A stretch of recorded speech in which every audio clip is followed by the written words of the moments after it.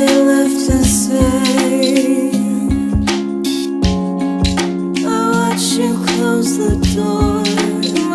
In my mind, as I sit here by myself. Hi, my name is Katie Smith, and I work here at Splice, and I host a songwriting club on the Splice blog. One of the reasons that I did that is I wanted to show songwriters that Splice is a very valuable tool for them to work with.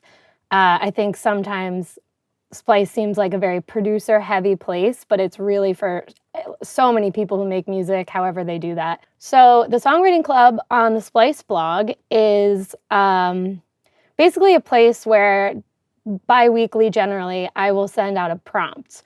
When you go to write a song, sometimes it's hard to even know where to start, you know? Like if you just want to sit down and write something, but you're not inspired by something that you saw or read or something that happened in your life, like you're just starting from scratch.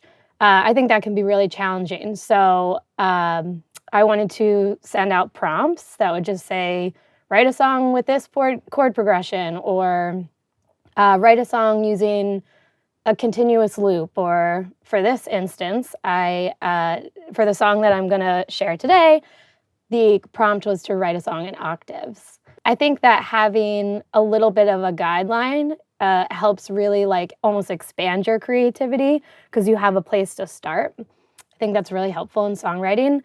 And I also wanted to show that Splice is an amazing place to get started. So for this prompt, it was to write a song that featured octaves somewhere. I love singing in octaves. I love when I hear songs where people are singing in octaves. I think it's really cool. It has like kind of a haunting vibe to it. So what I always do when I start a song is I dig into Splice and look for loops. I'm always like listening around in Splice when new packs come out. I always just click on the loop filter and see what they got. So for this song, I was on this Ghostly Rhythms pack, which is super dope. Shout out to Ghostly Rhythms. And I liked this.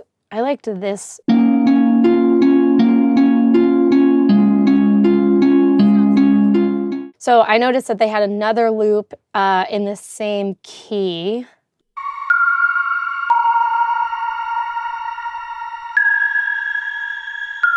Thought that was really cool too. The BPM was off by 10, but pretty easy fix to do in Logic. Next, I generally look for like a drum loop that is gonna work and sound cool. I found this guy.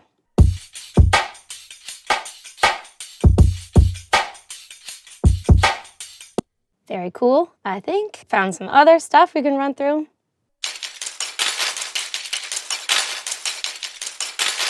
I always think it's nice to layer loops, so it gives it a little bit more depth and, you know, so you're not just like totally just taking a loop without messing with it at all. That one had like a lot of low end sounds.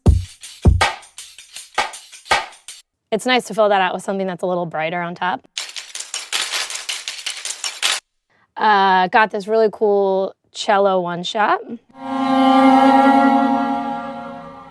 Then I get to Logic and I drag all these samples in, and then it's just like arranging at that point and seeing if all of the things that you thought would sound good together do.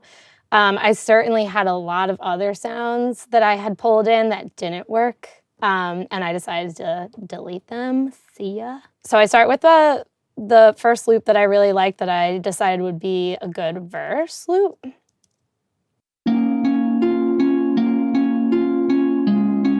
Great. So I really wanted to see if that cool like drum sound was gonna sound good with it, so add it together.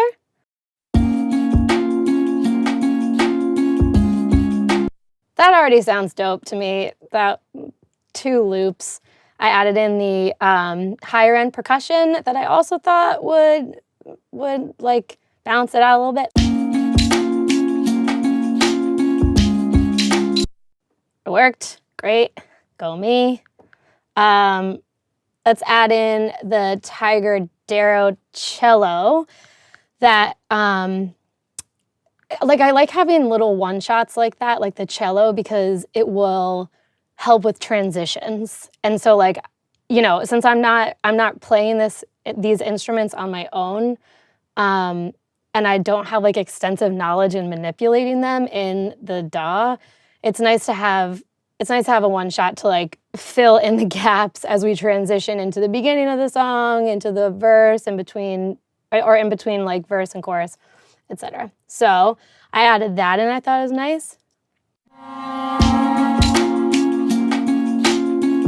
That's great. So then it doesn't just start, then the chorus.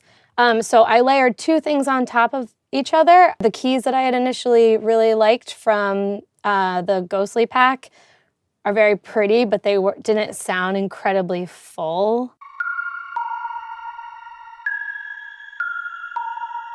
Cool, but not enough for like a chorus. So these pads that I found from a different pack worked really nicely.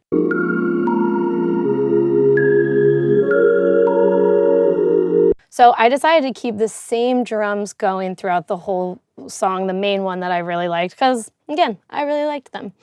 But I used a different drum on top just to change the texture a little bit. That was like more high end and added a different guy in, so that's what this will sound like.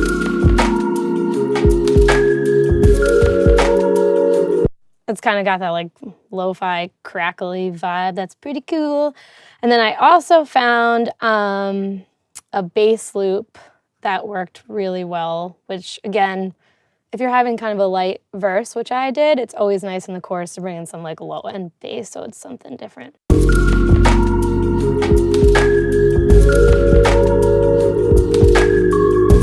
To get like a little bit of an intro going, I just pulled the loop in from the chorus and threw it at the beginning of the track. Kind of brings you in without the drums and stuff.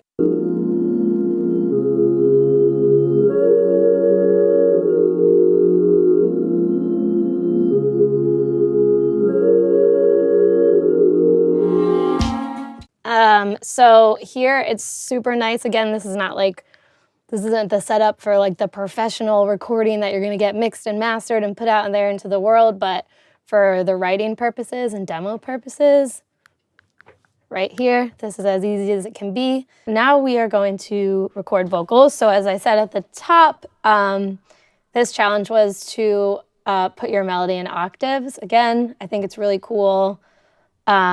It sounds neat. This particular situation, it had like kind of a haunting vibe. So very important that you pick a key that you can sing octaves in. That was the first struggle for me when I was determining the melody, like where I can sing in that register. Let me get that. Okay, so.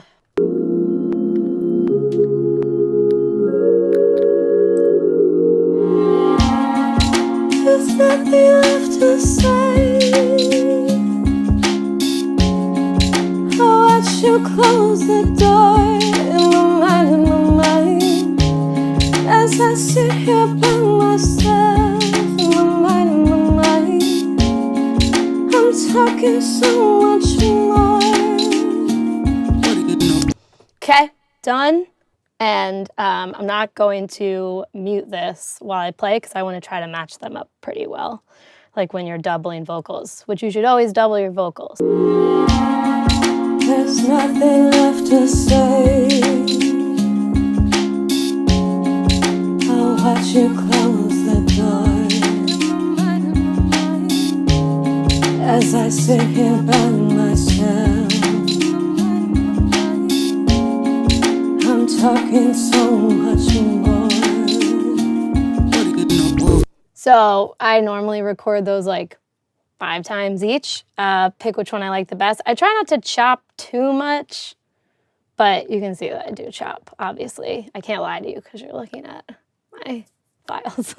But it is nice to try to chop as little as possible because each time you're recording, you have the same like breath and intonation and all that kind of stuff. So one thing that I also like to do is the lower register doesn't come out quite as much, so I will double that and then I'll pan the vocals to the left and the right, or I'll pan each take to the left and the right so it kind of sounds cool. So that sounds like this. There's nothing left to say. I watch you close the door in my mind.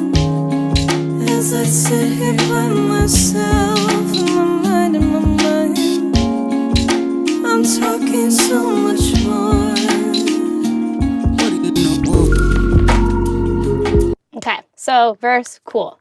So I just doubled them, pan them a little bit, and off we go.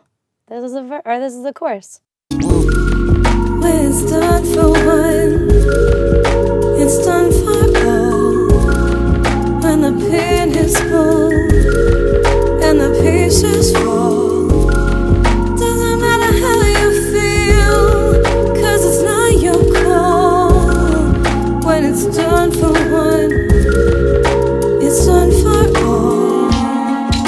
There's not. That's it. So I put a whole track together, coming from a singer-songwriter mentality, with all these great instruments and loops and, talent of these amazing sample makers. If you liked it, you can check out the Songwriting Club post here. And definitely follow along with the Songwriting Club on the Splice blog. If you like this video, please subscribe to Splice's YouTube page. All right, so I'll see everyone next time. When it's done for one,